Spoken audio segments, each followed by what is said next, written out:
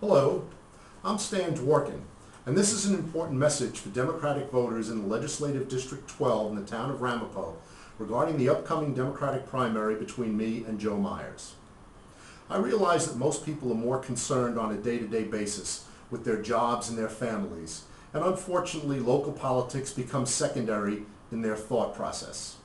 As a result of that, there are some people in our area who don't fully understand the issues involved in the upcoming campaign.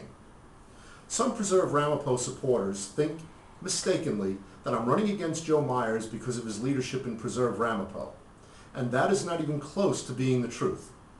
As a history teacher, I know that societies and governments cannot thrive with only one-party participation. Dissent is natural, dissent is necessary, and while not everyone must agree with people who dissent, that does not mean dissension should not be allowed. Preserve Ramapo takes issue with many actions of our town supervisor, and in many cases, I understand their opposition. In his literature, Joe boasts of his opposition to the Patrick Farm, the development of the Suffern Quarry, the baseball fields in Pomona, and the Hillside Avenue development in Airmont. None of these issues, and I stress, none of these issues, have anything to do with county government, and that's the message I'm hoping to get across with this message to you. Joe and Preserve Ramapo are based on a broad single issue, zoning and land use. What some people don't understand is that these issues are not county government matters, and his words fall on deaf ears in New City because county government is barred by law from interfering with villages and towns when it comes to zoning and land use issues. So why is Joe running for the county legislature? I don't know. It can't be because he's proud of his accomplishments for the last 4 years, for he hasn't had any.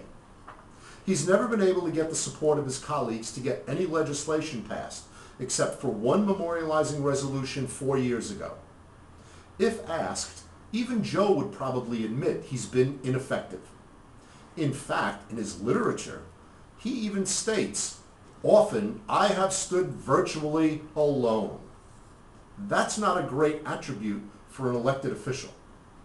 I'm running against Joe Myers because, like you, I pay a lot of money in property taxes. We are among the highest taxed counties in the United States.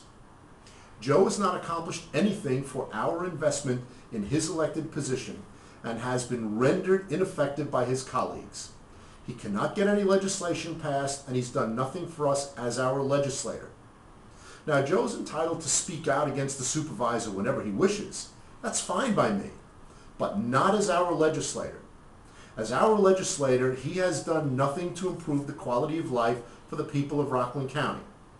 But during my 9 years as your legislator, my accomplishments were unparalleled in county government, something you probably know by now from my literature. Included among those accomplishments were establishing the enhanced 911 phone system, establishing the Office for the Disabled, establishing a countywide anti-drug program, expanding countywide bus service to Western Ramapo, bringing about resolutions that save millions of dollars in spending, being an outspoken opponent of patronage and government waste. And I did that with zeal and support of my colleagues. Now, I know I can be a voice for Western Ramapo for the next 4 years in county government. If Joe's not your legislator, he will still be a voice for Preserve Ramapo. If I become your legislator, I'll be your voice in New City, and you get 2 people speaking and working for your interests. Joe on land use issues, and me on matters of county government. I am not, nor have I ever been, an advocate for the town supervisor's policies. I am merely a former elected official who in 9 years improved the quality of life for the people of Rockland County. Please support me as I try to return to the county legislature to continue that work, and vote for Stan Dworkin in the Democratic primary on September 13th. Thank you.